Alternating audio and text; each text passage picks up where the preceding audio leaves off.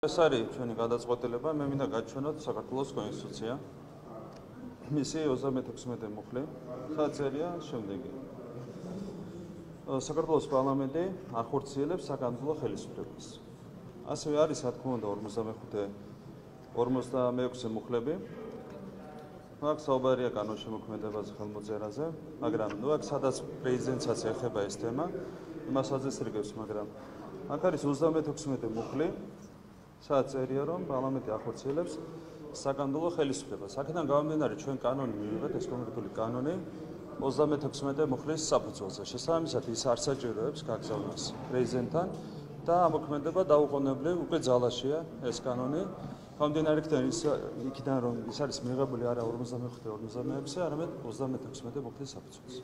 თან ალბათ ეხლა ვფიქრობთ, იმიტომ რომ 36-ში შეწერია რომ ერთადერთი კანონი, რომელსაც პარლამენტის თავმჯდომარე აწერს ხელს, არის რეგლამენტი. არა, ამას ხელმოწერა საერთოდ არ ჭირდება. არც პარლამენტის თავმჯდომარის პარლამენტმა მიიღო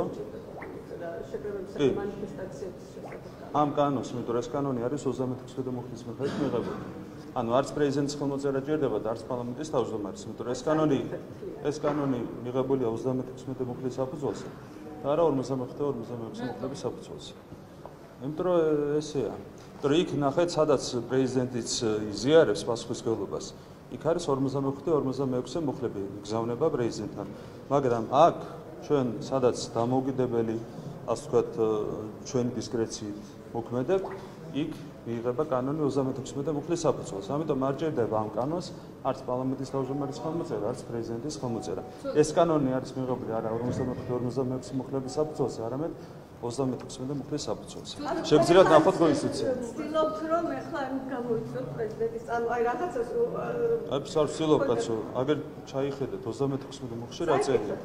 კი ბატონო. პირველი პუნქტიც მეორე პუნქტიც და თან კარგად აი თლიანად საქართველოს სათაური არის, ნახეთ, საინტერესო პარლამენტის სტატუსი და უფლებამოსილება. ხო?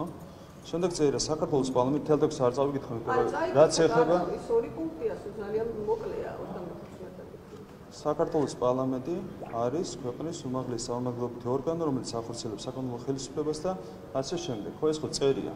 ჩვენ ამ შემთხვევაში მივიღეთ კანონი 36 მუხლის საფუძველზე. ხო? და საწერია 36 მუხლის საფუძველზე. ჩვენ ნახეთ სპეციალურად არა კაცო.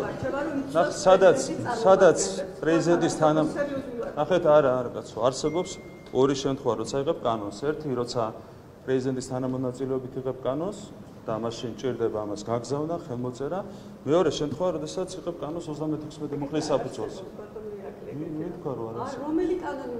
სხვა რომელი კანონია მიღებული? დღეს გადავწყვიტეთ კაცო ეს. არა, სხვა რომელი კანონი? დღეს გადავწყვიტეთ. როგორ გადაწყვეტეთ? აი ხა ცოტა რომ დავსერიოზულდეთ რა. ხო დავსერიოზულდეთ, მე გეტყვით ესეთ რამეს რა. ეხა მე გეტყვით ესეთ რამეს. ხო, რაზე ქონდა საუბარი, ხო მიხდით. ეხა ნახეთ. ნახეთ, კომენტარი არის ქალბატონი თამარ ჩუგუშვილის კომენტარი, რომელიც აღშფოთდა ამ ყველაფერს. და ნუ გადაელია როგორ შეიძლება ეს მოხდეს, უფრო მეტიც მერე ეს ყველაფერი შეაფასა როგორც ძალაუფლების უზურპაცია.